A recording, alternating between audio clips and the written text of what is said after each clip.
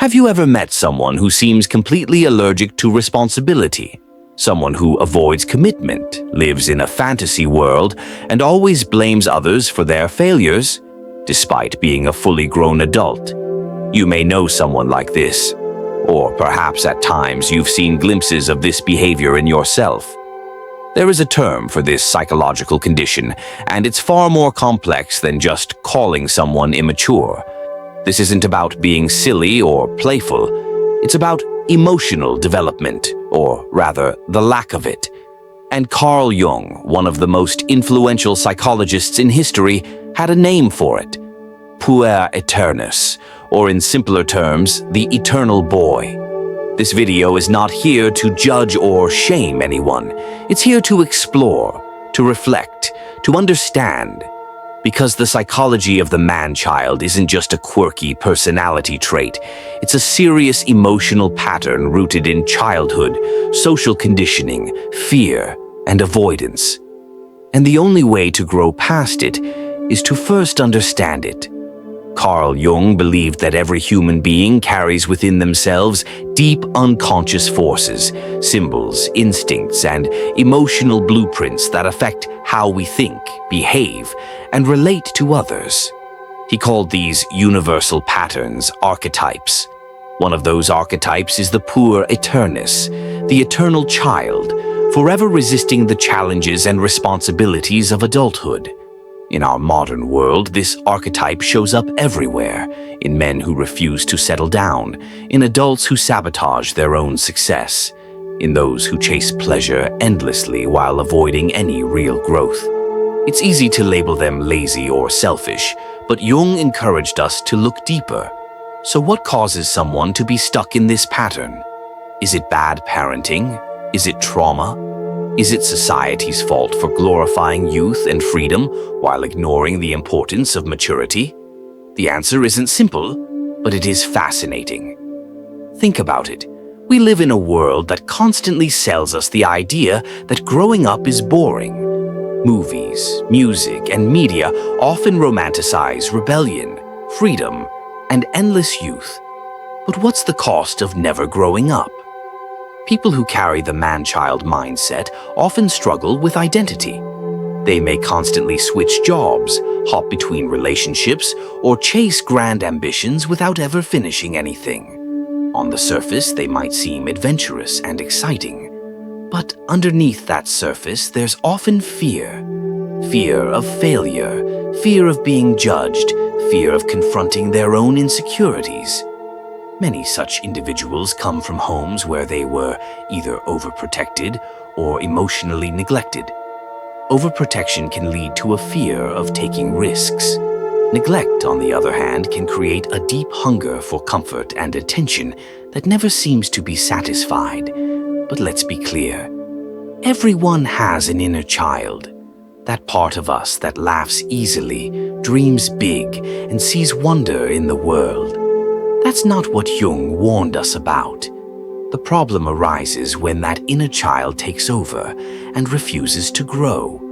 Carl Jung believed that for true psychological health, we must go through a process he called individuation, a journey of integrating all parts of ourselves, both light and shadow.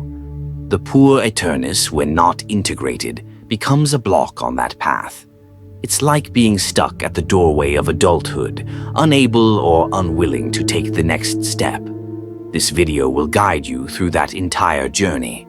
We'll explore the traits of the man-child in detail, understand where they come from, and most importantly, how one can grow out of this pattern without losing the beautiful parts of the inner child. Because growth doesn't mean becoming dull, it means becoming whole. So stay with me till the end of this video. This isn't just a lesson in psychology, it's a mirror.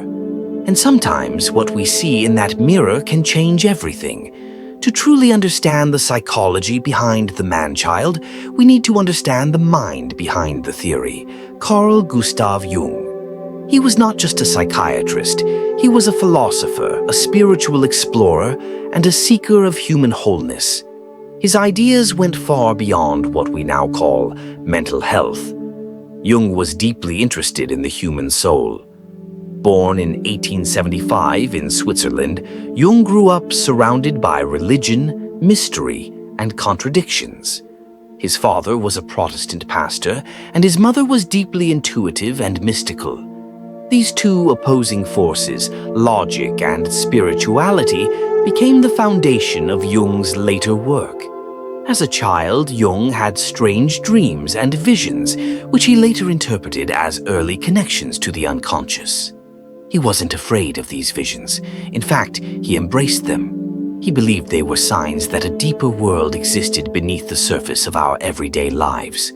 Jung studied medicine and specialized in psychiatry. In his early career, he worked closely with patients suffering from severe mental illnesses. This exposed him to the raw, unfiltered world of the unconscious mind. He noticed patterns in the dreams and thoughts of his patients, symbols that kept appearing across different people, cultures, and time periods. This led him to a groundbreaking idea: the collective unconscious. Jung proposed that, beyond our personal experiences, we all share a deeper layer of the psyche, filled with universal images and symbols. He called these archetypes. These include figures like the hero, the mother, the trickster, and yes, the child. Jung's most famous work includes deep dives into these archetypes and how they shape our thoughts, dreams, and behaviors. One of these was the Puer Aeternus, which literally means eternal boy in Latin. It wasn't just about immaturity, it was about a psychological pattern where someone refuses to grow up, not just physically, but emotionally and spiritually. He was inspired by ancient myths and stories, particularly those where the young hero refuses to face the realities of the adult world. Think of Icarus, who flew too close to the sun despite warnings. Think of Peter Pan, the boy who never wanted to grow up. These weren't just fairy tales to Jung, they were psychological truths wrapped in story. The Puer Aeternus archetype represents someone who is charming, imaginative, and full of potential, but who also fears being tied down, avoids commitment, and resists the ordinary struggles of adult life. They often feel special, unique, or destined for greatness, but they rarely take the concrete steps to make anything real. Now here's the interesting part. Jung didn't think the Puer Aeternus was bad. In fact, he saw it as a necessary part of the psyche. Every adult begins life as a child. We all need that sense of curiosity, wonder, and openness. But we must also grow. The problem arises when someone refuses to leave that stage. In his book, Modern Man in Search of a Soul, Jung describes the deep emptiness many people feel when they reach adulthood, without having done the inner work of maturing. He saw the modern world as filled with distractions, entertainment, work, consumption, that keep people from ever truly growing up. Jung also introduced the concept of the senex, the shadow counterpart to the puer. Where the puer is youthful, energetic, and impulsive, the senex is wise, structured, and disciplined. Both are necessary, but when one dominates without the other, imbalance follows. Someone overly identified with the senex becomes rigid, cold, and emotionless. Someone stuck in the puer becomes reckless, unreliable, and fearful of responsibility. True growth comes when the two are integrated, when your inner child and inner elder sit at the same table, guiding you together. Carl Jung's life was not without struggle. He had a painful falling out with Sigmund Freud, his former mentor. Their split was about more than theories. It was about how they viewed the human mind. Freud saw the mind as a machine driven by base instincts. Jung saw it as a garden, wild, symbolic, and deeply spiritual. After the split, Jung went into a period of deep personal reflection. He withdrew from public life and began what he called his confrontation with the unconscious. For years, he kept a journal of his dreams, visions, and insights.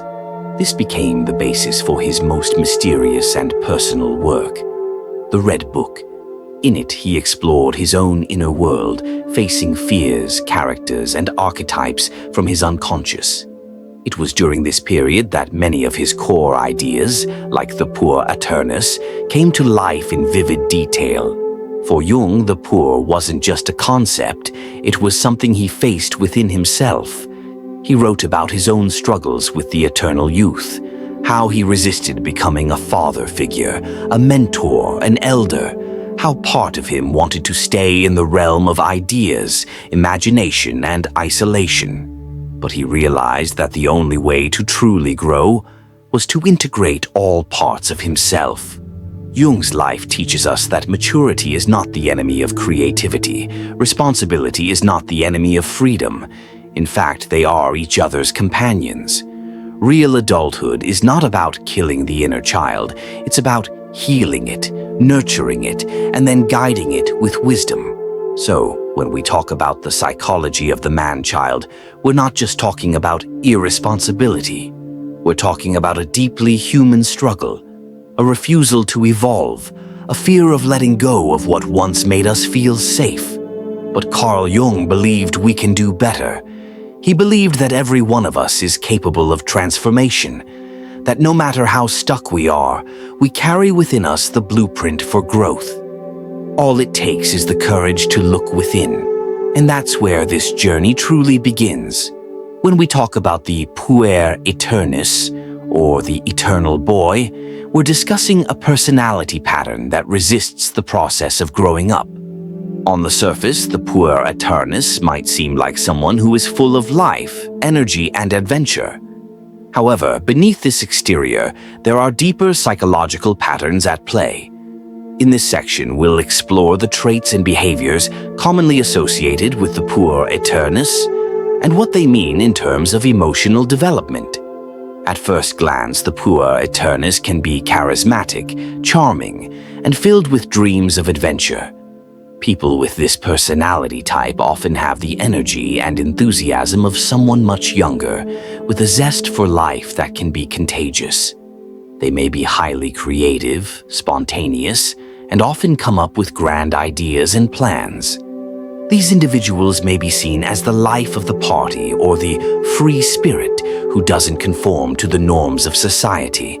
However, the deeper we go, the more we realize that the Puer Aeternus struggles with commitment, responsibility, and the mundane realities of adult life. This can lead to emotional immaturity, avoidance of responsibilities, and a fear of growing up. So, what exactly are some of the specific traits and behaviors that define this archetype? 1. Fear of commitment. One of the most defining features of the Puer Aeternus is an intense fear of commitment. This can show up in many aspects of life, whether it's avoiding a serious romantic relationship, changing jobs frequently, or being unwilling to settle down. This fear stems from a deep-rooted fear of being tied down and losing the sense of freedom and adventure that the Puer craves. The Puer Aeternus often sees adulthood as a trap, a set of responsibilities that will weigh them down. The thought of being responsible for another person, a career, or even their own future can seem suffocating. Instead of confronting this fear, they may avoid it altogether, often pushing away the very things that could help them grow. 2. Difficulty facing reality. The Puer Aeternus often lives in a fantasy world, one where they can escape the challenges of real life. They may have big dreams of becoming famous, rich, or successful, but these dreams often remain just that, dreams. They may constantly put off practical steps in favor of imaginative ideas, and they often resist the mundane aspects of adulthood, like paying bills or dealing with personal finances. This behavior often manifests as an avoidance of the boring aspects of life. The Puer Aeternus might shy away from facing reality, instead retreating into escapism through things like daydreaming, gaming, or binge-watching TV. The fear of adult responsibilities can feel like a wall they can't climb, so they ignore it. 3. Self-centeredness and narcissism. Another significant trait of the Puer Aeternus is self-centeredness. As children, it's normal to be self-focused as we learn about the world, but in adulthood, this tendency can evolve into narcissism if it goes unchecked. The Puer Aeternus often has a hard time seeing beyond their own needs and desires, and they may lack empathy for others.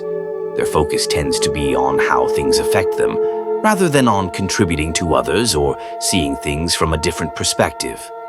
This behavior can make it challenging for them to form deep and lasting relationships, as they are often more interested in maintaining their own freedom and sense of specialness than in building mutual, meaningful connections with others. 4. Avoidance of responsibility. The Puer Aeternus is notorious for avoiding responsibility. This avoidance can appear in different forms: procrastination, inconsistency, or an outright refusal to take charge of one's own life. They may skip important life milestones, such as maintaining steady employment, planning for the future, or making decisions that would anchor them into adulthood. They tend to live in the present moment, not in a mindful way, but in a way that avoids thinking about long-term consequences. This avoidance is rooted in the fear of responsibility. For the Puer Aeternus, committing to a career, a relationship, or a long-term goal feels like a loss of freedom, and so they resist it at all costs. 5. Difficulty with emotional regulation. An emotionally immature individual often struggles with emotional regulation, and this is a hallmark of the Puer Aeternus. Rather than learning to cope with frustration, disappointment, or stress in healthy ways, the Puer Aeternus may react with childish emotional outbursts, tantrums, or mood swings. They may seem overly sensitive or have a fragile ego, unable to handle criticism or rejection. Their emotional responses can be extreme, as they have not fully developed the emotional tools to deal with the complexities of adult life. They often have trouble seeing things from other people's points of view, and as a result, they might struggle with relationships or any environment that requires maturity. 6. A perpetual search for validation. Many Puer Aeternus individuals crave constant validation and attention. This need for admiration can come from various sources. They may seek praise from friends, colleagues, or even strangers. They often play the role of the performer, seeking admiration for their charm, creativity, or wit. Their need for validation is often rooted in a deep insecurity, stemming from a fear of being inadequate or unworthy. Since they are emotionally immature, they depend on external sources for their self-worth rather than cultivating internal confidence. Without this validation, they might feel anxious, lost, or unfulfilled, leading them to seek external means of reassurance. 7. Resistance to confronting the shadow. Carl Jung believed that to achieve true psychological wholeness, we must confront our shadow self, the parts of our personality that we suppress or deny. The Puer Aeternus often resists this confrontation, as it requires them to face their fears, insecurities, and emotional immaturity, rather than embracing the responsibility and wisdom that comes with maturity. The Puer Aeternus prefers to remain in a state of childish fantasy, evading the hard work of self-awareness and growth. This avoidance of the shadow self can keep them stuck in a perpetual cycle of emotional immaturity and prevent them from achieving their full potential. The impact of the Puer Aeternus on relationships. The Puer Aeternus often faces significant challenges in relationships, whether romantic, familial, or professional. Their inability to fully mature can create imbalance and frustration for those who try to connect with them. In romantic relationships, the Puer Aeternus may come across as exciting, charming, and spontaneous. However, this energy often fades once they are faced with the need for deeper emotional intimacy or long-term commitment. In friendships, they might struggle to maintain consistency and reliability. They may often find themselves drifting between social circles, looking for new experiences or excitement, but unable to maintain lasting, supportive connections. Family dynamics are often strained as well, especially if the Puer Aeternus is in a position where they are expected to contribute, take responsibility, or mature.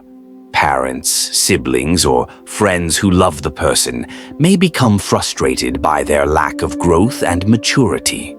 As we've explored throughout this video, the psychology of the man-child, or Puer Aeternus, is deeply rooted in Carl Jung's understanding of the psyche and emotional development.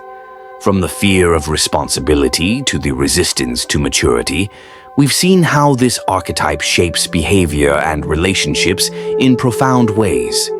But the good news is, this is not a fixed state.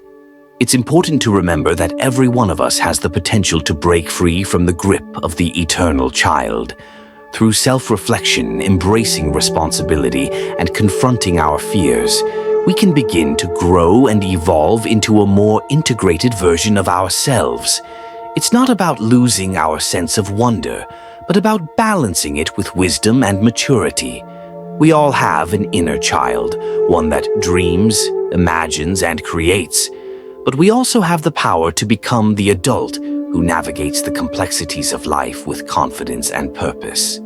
As Carl Jung once said, the privilege of a lifetime is to become who you truly are. So, if you identify with any of the traits of the Puer Aeternus, remember, the journey to emotional maturity is a process, and it begins with understanding yourself. If you found this video insightful, please take a moment to like, subscribe, and share it with someone who might benefit from this exploration of the man-child archetype. Also, leave a comment below sharing your thoughts or personal experiences. Thank you for watching, and remember, true growth begins with self-awareness. Don't forget to hit the bell icon for more insights into the fascinating world of psychology.